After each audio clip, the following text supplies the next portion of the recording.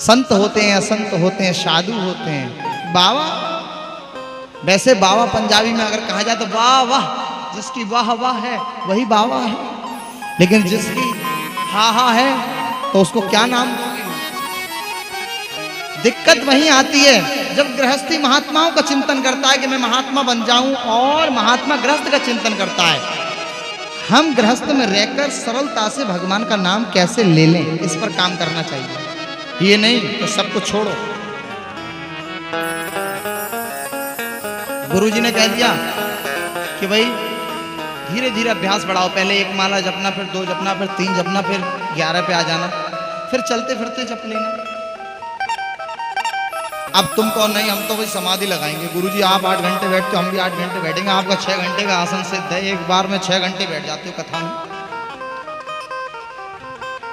अच्छी बात है, अभ्यास करने में कोई दिक्कत नहीं है, लेकिन ऐसा अभ्यास नहीं जिससे घर में तनाव हो, घर में संघर्ष पैदा हो। गृहस्थ को, और एक साधारण सा अंतर है गृहस्थ और सन्यास में। गृहस्थ को मन को मोड़ना चाहिए और सन्यासी को मन को तोड़ना चाहिए। तोड़ना मोड़ने में अंतर है। मोड़ा किसी भी दिशा में जा सकता है, लेकिन टूटने के बाद फिर दिशा विहीन हो जाता है। अब सन्यासी को क्या करना चाहिए? उसको इच्छा हो किसी गृहस्थी का बड़ा अच्छा महल देख करके ये हो, तुरंत मन को समझाए, मूर्ख तूने ये सन्यास इस मकान के लिए लिया है? नहीं, फटकारे अपने मन को, रे मन मूर्ख। महात्मा बना है और अभी भी इसी सब का चिंतन कर रहा है। अब गृहस्थी की स्थिति क्या होनी चाहिए? आज आदमी ने फोन कर कर कहा तो कुछ बढ़िया सा व्यंजन बना लेना। पूछा क्या? आलू के पराठे होने चाहिए। अब बीवी ने कहा आज आलू का नहीं, आज ऐसे ही सादा ही खा लेना। आलू क्या आलू खाना, डायबिटीज बढ़ जाएगी। अब घर आया, बड़ा इच्छा थी, बड़ा प्रसन्न था, उसकी फेवरेट डिश भी बनी होगी, लेकिन सामने तो कुछ और ही आया। और जब उसने देखा तो थोड़ी सी पीड़ा तो अवश्य हुई। उस समय उसको मन को मोड़ लेना चाहिए कि आज आलू का पराठा नहीं तो साधारण ही सही। यही है, भगवान तीनों प्रकार के तापों का उन्मूलन कर देते हैं।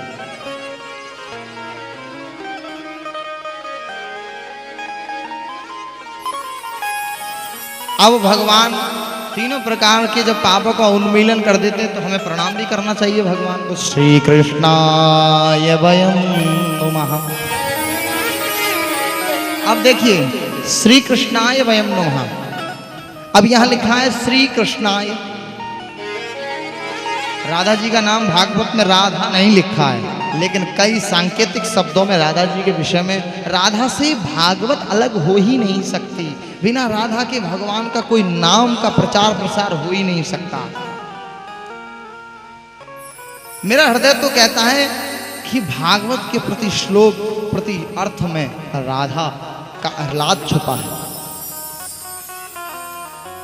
अब श्री मानी राधिका, अब कृष्णाय वयं नमः।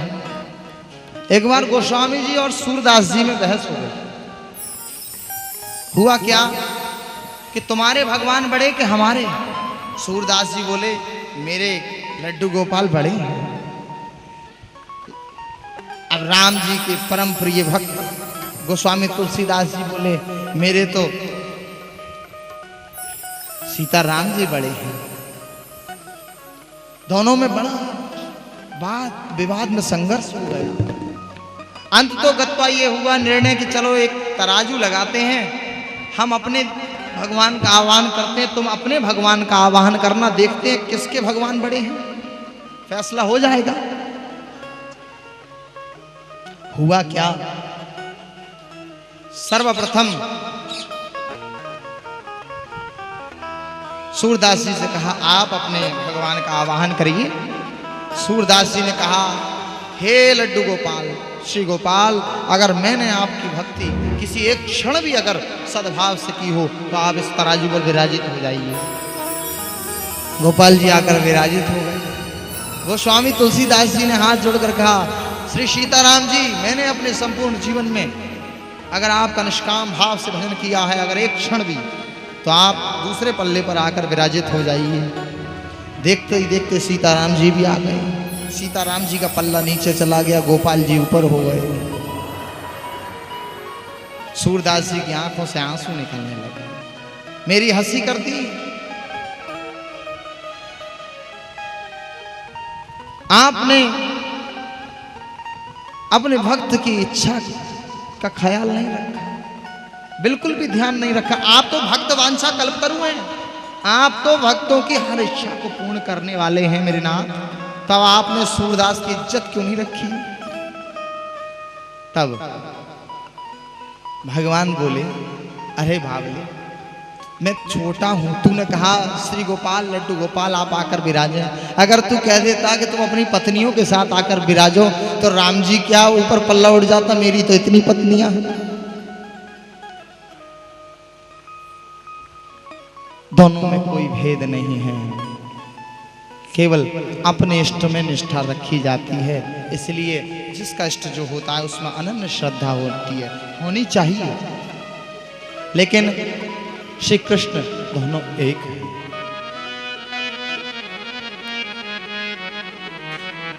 नारायण दो एक हैं, रूप रंग तिल रेख। उनके दृग गंभीर हैं, इनके चपल विशेष। एक के नैन चपल है थोड़ा सा, वो यहाँ भी देख लेते हैं और वहां भी देख लेते हैं, और एक जहां देखते हैं वहीं देखते हैं। इसका प्रमाण मानस में है।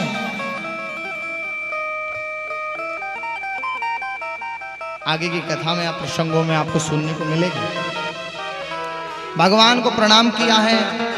श्रीमद् भागवत जी के परम आचार्य श्री सुखदेव जी महाराज जी को प्रणाम किया है। नैमिषारण्य एक दिव्य स्थान है, वहां पर श्रीमद् भागवत कथा के लिए 88,000 मुनि एकत्रित हुए हैं। और वो मुनि एकत्रित होकर उनमें सूत जी को श्रोता मानकर मुख्य श्रोता के रूप में विराजित कर कर उनसे प्रश्न करते हैं। शौनक जी उनमें मुख्य श्रोता हैं। जैसे मुख्य यजमान बोलते हैं ना, तो वैसे ही मुख्य श्रोता, मुख्य यजमान जो होता है वो मुख्य श्रोता होता है। उसी रूप में वह प्रश्न करते हैं, क्या अज्ञान ध्वांत विध्वंस कोटि सूर्य समप्रभा निर्विघ्नं सूताख्या ही कथा सारम मम कर्ण रसायन। शौनक जी कहते हैं, सूत जी आपका ज्ञान बड़ा दिव्य है, अंधकार को नष्ट करने के लिए पर्याप्त है।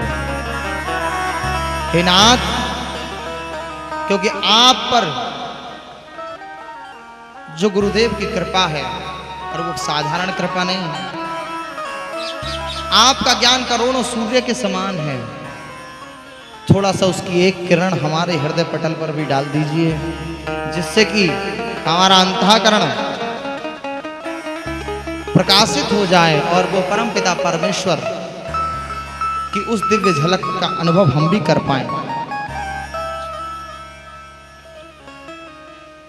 माया मोह निरासश्च वैष्णवे क्रियते कथम। सूत जी कहते कुछ ऐसा बताइए जिससे माया मोह का नाश हो जाए और भगवान की नित्य भक्ति हृदय में प्रकट हो जाए। क्योंकि ये संसार यह घोरे कलौ प्रायो जीवश्चा सुरताम गता। प्राय सब आक्रांत हैं, दुखी हैं। हे नाथ, आप हम पर कृपा कीजिए। शौनक जी ने कहा, क्योंकि आप वो विशेष सिद्धांत हमको दे सकते हैं जिस पर सबसे ज्यादा गुरु की कृपा हो। और गुरु कृपा से जो प्राप्त ज्ञान होता है वो चिंतामणि भी नहीं दे सकती, कल्पतरु भी नहीं दे सकता। वो उस ज्ञान से मिल सकता है, गुरु की कृपा से मिलता है। क्योंकि चिंतामणि तो वो दे सकती है जो हमारे हम चिंतन करें, और कल्पतरु वो दे सकता है जो हमारी कल्पना में हो, लेकिन गुरुदेव की प्रयच्छति गुरु पीतो वैकुंठम योगी दुर्लभम, जो योगियों के लिए दुर्लभ है वह गुरुदेव दे देते हैं। हमारे साथ हैं गुरुदेव, हमें किस बात की चिंता, शरण में रख दिया जब माथा में, किस बात की चिंता। हमारे साथ हैं गुरुदेव, हमें किस बात की चिंता। हमारे साथ हैं गुरुदेव, हमें किस बात की चिंता। शरण में रख दिया जब माथा में, किस बात की चिंता। शरण में रख दिया जब हाथ में, किस बात की चिंता।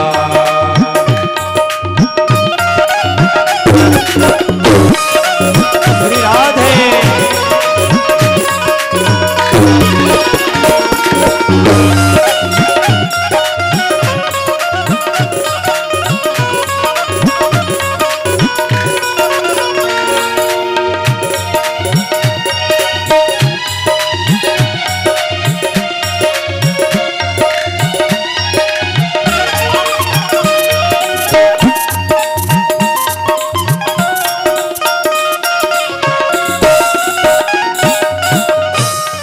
न खाने की न पीने की, न मरने की न जीने की। न खाने की न पीने की, न मरने की न जीने की।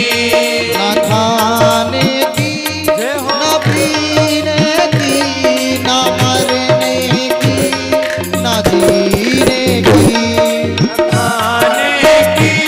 न पीने की, न मरने की न जीने की। मेरे स्वामी को रहती है मेरी हर बात की। मेरे स्वामी को रहती है मेरी हर बात की चिंता। हमारे हैं श्री गुरुदेव, हमें किस बात की। बोलिए सदगुरुदेव भगवान की जय हो।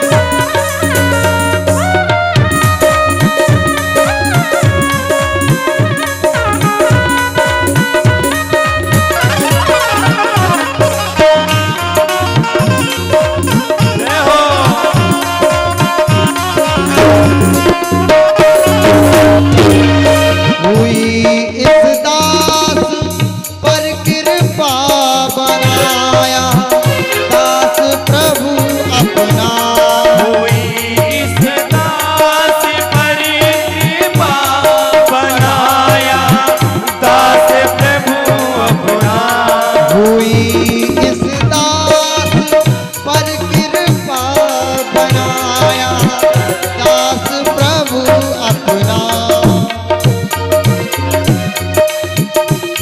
कृपा बनाया दास प्रभु अपना इन्हीं के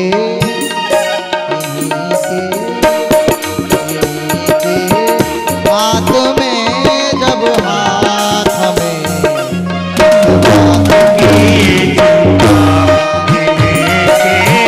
हाथ में जब हाथ हमें किस बात की चिंता हमारे साथ हैं गुरुदेव हमें किस बात की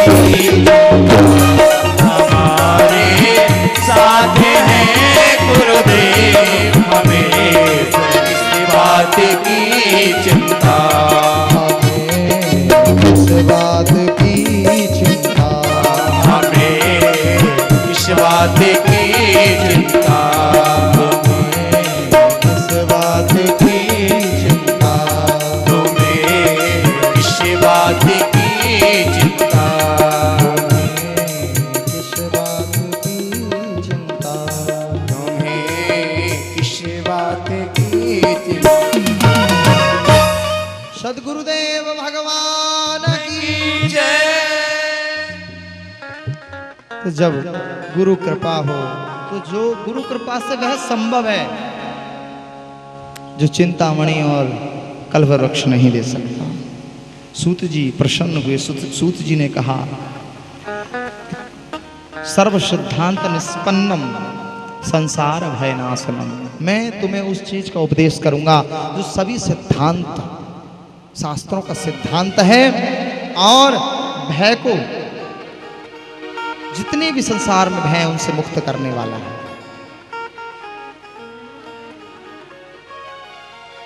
सूत जी कहते हैं काल व्याल मुख ग्रास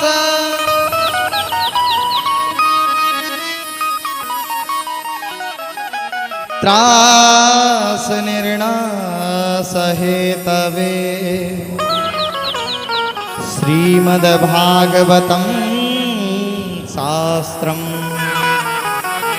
कलौ कीरेण भासितम् कीरेण सुखेन भासितम्। हम सब काल रूपी सर्प के मुख के ग्रास बनते जा रहे हैं। हृदय में त्रास है। सभी को एक चीज का डर तो है, काल का, और उम्र बढ़ती है सब चिंतित होते हैं। कुछ लोग तो रिटायरमेंट की तरफ जाते हैं इसलिए चिंतित होते हैं। कुछ लोग सोचते हैं कि रिटायरमेंट के बाद क्या करेंगे, तो कुछ तो सही लाइन पे आ जाते हैं। कुछ बहू की सेवा भी तो करनी है, राधे राधे बोलना पड़ेगा। भाव से बोल दो एक बार, राधे राधे। अब बहू ने इतने दिन सेवा की है, आपकी ड्यूटी पे गई, रोज टिफिन बना के दिया है, तो एक आध दिन उसको भी सेवा का अवसर तो मिलना चाहिए। तो शीघ्र और रिटायरमेंट हम तब लेते हैं जब सरकार देती है, लेकिन सही में हृदय से संसार से रिटायरमेंट सही समय पर ले लेना चाहिए। आज एक बात चल रही थी कि नौकरी से रिटायरमेंट लिया है, संसार से थोड़ा ही। सत्य बताऊं, संसार से रिटायरमेंट लेने का आनंद फिर और बढ़ जाएगा। भगवान की ड्यूटी शुरू कर दो और संसार से कहो तेरी सेवा हमने बहुत कर ली। गुरुजी कहते हैं कि शरीर संसार को और मन माधव को दे दो, उसी में आनंद है। संसार क्या चाहता है, संसार किसे जानता है, संसार किससे इच्छाएं रखता है, इस शरीर से। इस शरीर को देखने के बाद ही उसको स्मृति आती है कि मेरा पिता है, ये मेरी बीवी है, ये मेरा बंधु है, ये सखा है। लेकिन वो शरीर नहीं रहता तो वो संबंध फिर कहाँ चले जाते हैं। तो काल रूपी गाल के मुख में हम नित्य प्रतिदिन जा रहे हैं और फिर केक काट के क्या बोलते हैं, हैप्पी बर्थडे।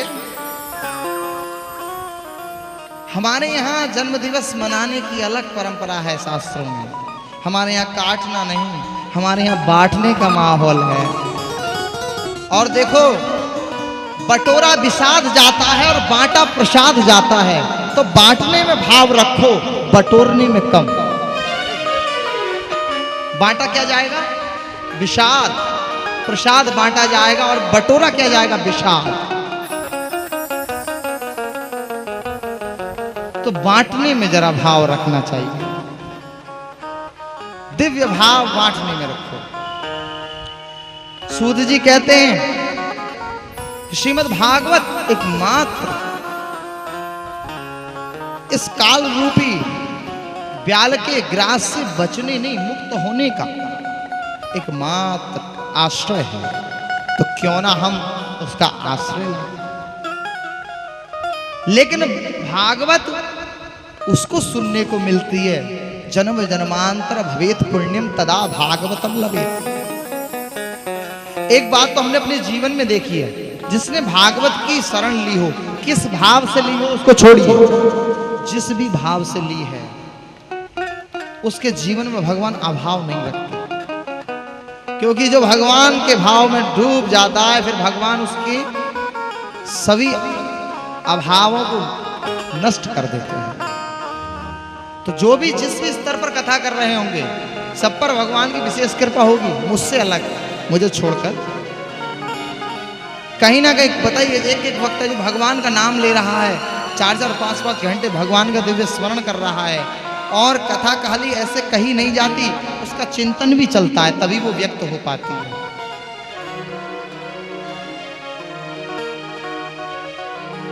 तो बोले भागवत कथा से क्या प्राप्त होगा। परीक्षिते कथा वक्तुम सभाया संस्थिते सुखे सुधा कुंभं गृहीत्वैव देवास्तत्र समागताः। अरे इतना प्रभाव है भागवत का, तो चलो देखते हैं क्या है। एक बार क्या हुआ परीक्षित को, जब सुखदेव जी कथा सुनाने के लिए एकत्रित हुए, उसी समक्ष तत्क्षण देवता लोग